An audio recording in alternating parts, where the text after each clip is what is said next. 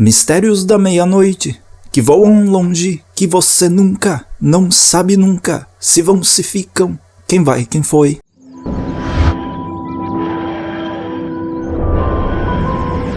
Os Mistérios da Meia-Noite começam nesse terceiro episódio da segunda temporada de Doctor Who da Disney, O Poço, The Well. É um episódio maior, ele tem 48 minutos, e isso geralmente significa muita coisa em Doctor Who. Significa que a gente vai ter um episódio mais denso, um episódio que desenvolve mais o enredo, um episódio talvez importante. E aqui, mais uma vez, a série busca essa ideia de se referenciar. Até que ponto isso é bom, até que ponto isso é ruim. E nesse vídeo eu pretendo explorar esses detalhes, mas também falar sobre a minha experiência em geral com esse episódio que eu tenho pra mim, até agora, é um dos melhores dessa nova era, junto com A Imensidão Azul, aquele episódio especial de 60 anos, onde o Doutor e a Donna vão pro fim do universo e encontram aquelas criaturas que depois, com o Doutor jogando sal na beirada lá do universo, eles liberam os deuses, o Toymaker, enfim, todas essas criaturas que estão investindo em destruir a Terra, destruir a humanidade, destruir o universo. Aqui em O Poço, The Well, continua essa jornada que eu tô achando maravilhosa de ver os momentos do Doutor com a Belinda na Tardes, tentando voltar pra Terra lá no dia 24 de maio de 2025, mas percebendo que tá muito difícil, percebendo que essa jornada vai ser muito mais longa do que eles esperavam. O que eu tô gostando disso é que existe um ponto de conexão entre todos os episódios. Não é uma coisa jogada, não é uma situação que os personagens falam algo e você se lembra porque teve uma referência aleatória sobre esse é o enredo. Não, a gente vê ele acontecendo, existe uma linha, uma sequência que conecta todos eles e era algo que eu tava querendo muito, desde a temporada do Fluxo, que teve mais ou menos essa ideia de conectar todos os episódios, fazer uma temporada que fosse uma só. Aqui também Doctor Who traz isso. E foi o que eu senti falta na temporada passada, eu já comentei sobre isso em outros vídeos, comentei que seria muito legal ver essa conexão entre os episódios. Eu gosto de sentir que Doctor Who tem uma história, não somente na ideia de que a história é contada no primeiro episódio e nos últimos, como foi bastante comum na série em muito tempo. O primeiro episódio dá uma ideia do que está acontecendo e os dois últimos geralmente finalizam tudo isso, e o que tem entre meio são só referências sobre pontos que conectam. Na primeira temporada da série nova, em 2005, teve isso, que era o Bad Wolf, né? As coisas são citadas aos poucos. Isso chama a atenção das pessoas. Quando você reassiste os episódios, você diz, nossa, as dicas estavam todas ali. Mas no geral, depois de um tempo, quando o Doctor Who agora já tá na 15ª temporada da série nova, já tem mais de 60 anos, acaba ficando um pouco, desgastado. Essa coisa de episódios fillers, por exemplo, dentro de uma temporada que agora é de 8 episódios. Então eu tô muito feliz que eles decidiram fazer essa temporada ser um pouco mais conectada. E aqui é um episódio que nos leva a isso. Eu tô me lembrando muito da era do Doutor, do quarto Doutor com a primeira Romana, que teve daquela história da chave do tempo, toda a ideia do Doutor encontrar as peças para criar a chave do tempo. Esse equipamento que o Doutor leva para escanear os lugares que eles pousam para depois tentar voltar para a Terra, é uma jornada pequena, é uma coisa que você não vê a todo instante no episódio, mas é um ponto de conexão, deixa a gente meio atento pro que vai acontecer no restante da temporada, e eu tô gostando muito disso. Tô gostando de ver a Belinda como uma personagem profunda, tridimensional. Enfim, essa relação com o Doutor e a Belinda tá me agradando muito, e eu vou comentar mais sobre ela e sobre tudo isso ao decorrer desse vídeo. Então, finalizando essa parte inicial do episódio, que mais uma vez teve a troca de roupas, aquela cena similar, que já tá virando algo mais marcante aí nessa nova era da série. Eu falei no vídeo anterior também sobre isso, sobre as cenas serem parecidas sempre. Eu gostaria de ver o guarda-roupa. Eu acho que seria bem legal de ver ele em algum momento aí da temporada. E também, né, tocou Toxic, da Britney Spears. Mais uma vez, Dr. Who se referenciando, então é o Russell T. Davies referenciando a própria era dele, que lá no episódio O Fim do Mundo, que foi o segundo episódio da primeira temporada em 2005, tocou Toxic também, sobre o fim do mundo, o fim da Terra. O que também faz sentido, porque ao mesmo tempo que é uma autorreferência, é algo que diz, vamos ficar atento aí com esse tal de fim da Terra, o planeta Terra ter sumido, porque tocou Toxic. Então talvez seja possível que tenha algo aí. O que aconteceu com o planeta Terra? Por que as pessoas desse lugar, dessa base, nesse planeta misterioso, não sabem o que é o planeta Terra? Por que está acontecendo isso? A gente vai descobrir, obviamente, mas é interessante de ver que essa temporada se propôs a esconder um pouco o planeta Terra nos dias atuais. É maravilhoso quando a série se desafia a fazer coisas assim, a não ficar parado sempre no mesmo lugar, sempre no planeta Terra, sempre com enredos sobre invasão do planeta Terra. Eu acho que isso está sendo um respiro novo para Doctor Who nessa temporada. Eu tô gostando de ver isso e espero ver mais. Espero que os próximos episódios e o restante da temporada também tenha essa novidade que falta às vezes em alguns episódios, quando eles decidem fazer tudo no planeta Terra. E sumir com a Terra é uma ideia bem legal. Vamos ver como vai se comportar esse enredo até lá no final, mas por enquanto eu tô gostando muito e me divertindo muito. Agora falando do episódio em si, e eu já joguei aqui que pra mim ele é um dos melhores dessa nova era, porque ele traz um enredo que a princípio você diz, eu já vi esse episódio antes, ele é igual o episódio 42, ele é igual ao episódio Silence in the Library, ele é igual ao episódio Oxygen da 10ª temporada, ele é igual a muitas coisas. Talvez ele seja parecido também com A Imensidão Azul, o especial de 60 anos. Tem muita similaridade aqui. Ele também me lembra aqueles episódios Under the Lake, Before the Flood, lá na 9ª temporada. Então, a base, e não querendo fazer uma trocadilho, mas a base desse episódio é muito simples e padrão de Doctor Who. Eles estão lá em outro lugar no espaço e precisam lutar contra uma ameaça invisível, uma ameaça que é muito poderosa, mas eles não fazem ideia do que se trata. Mas é um episódio que traz uma novidade, é um episódio que me deixa atento a todo momento para saber o que vai acontecer em seguida, porque essa ameaça é muito boa, é uma ameaça interessante de se assistir e se acompanhar, e quando você descobre o motivo da ameaça, por que ela tá ali e de onde ela vem, qual é esse planeta, o que tá acontecendo, fica muito melhor. O que já era bom era um episódio simples, básico de Doctor Who, com uma ameaça interessante, fica ainda melhor quando a gente descobre que esse planeta é o Meia-Noite, 400 mil anos depois.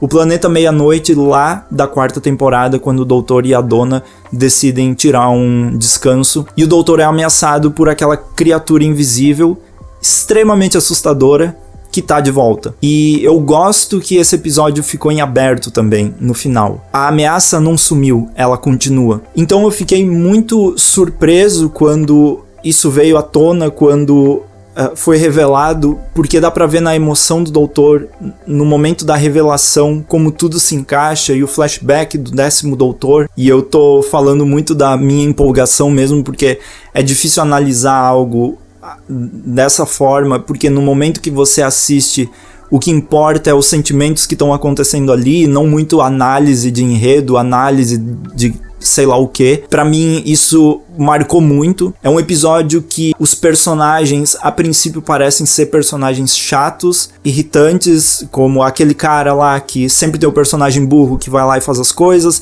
ou a líder da equipe que parece muito desalmada, mas no final ela se sacrifica. Eu gostei de ver a história dela.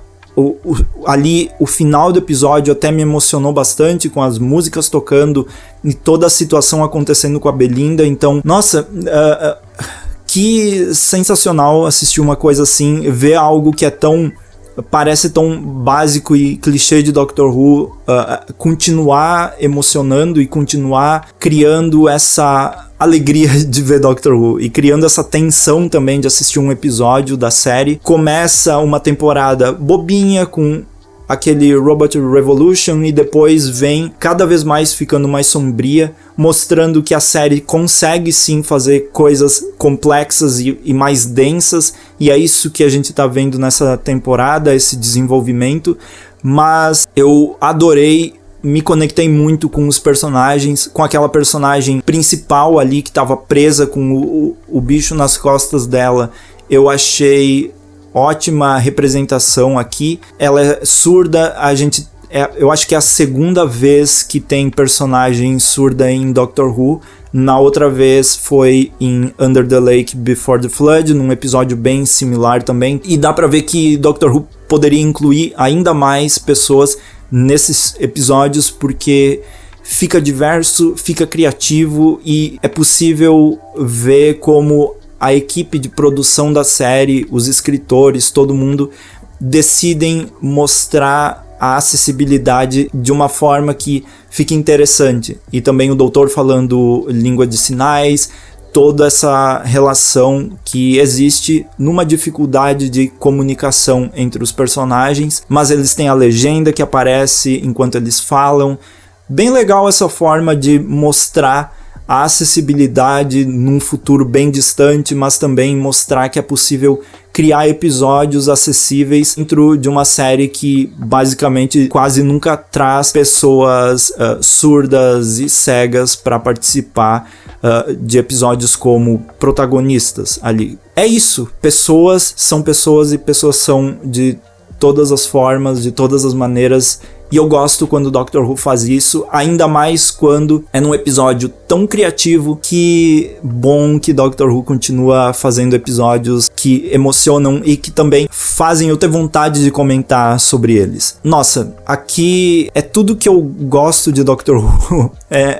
Essa parte sombria da série, é uma ameaça boa como na era do Steven Moffat, mas obviamente como na era do próprio Russell T. Davies, que criou essa ameaça da meia-noite.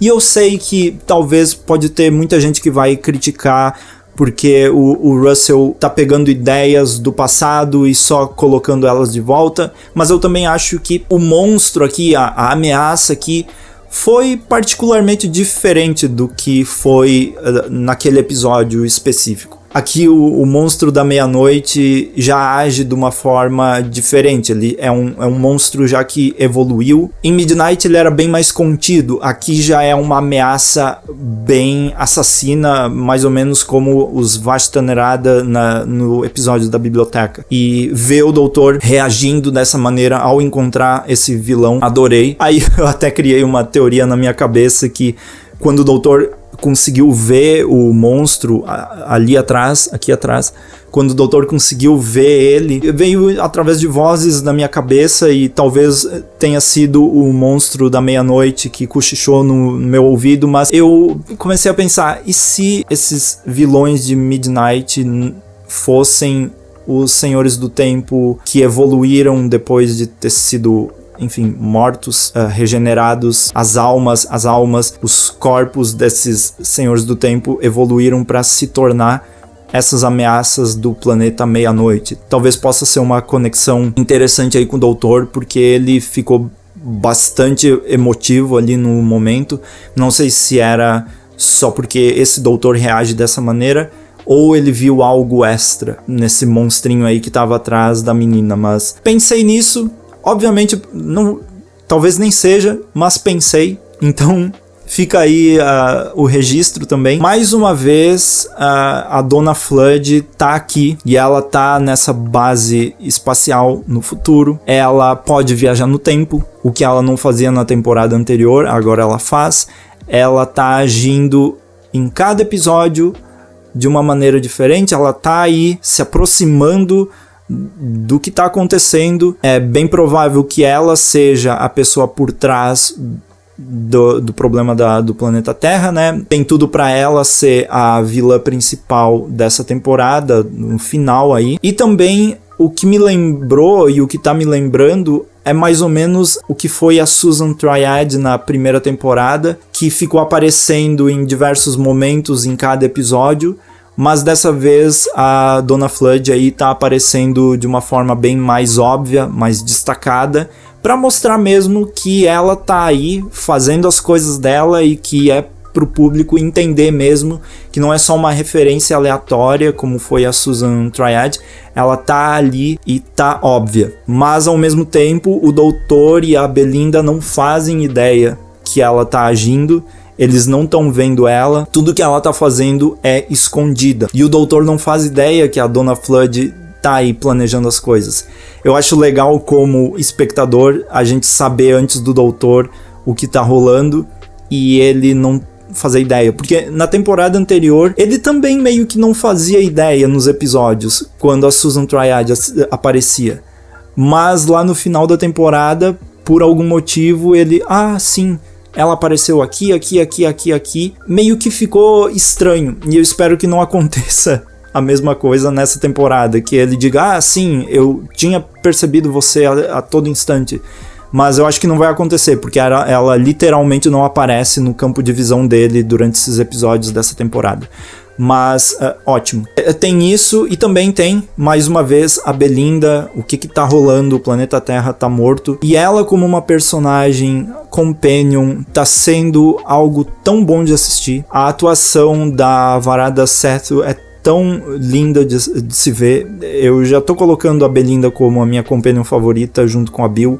Já falei que ela tinha potencial, mas agora o potencial já foi alcançado. Eu gosto de ver que ela é uma enfermeira, ela age como uma enfermeira. A todo momento ela nos lembra que ela sabe fazer essas coisas. Ela vai lá e vai ajudar a resolver o problema, vai tentar curar as pessoas, porque ela tem essas habilidades. Não é uma coisa, eu sou enfermeira porque tinha que colocar lá na tabelinha de descrição de personagem, enfermeira. Não, ela faz as coisas.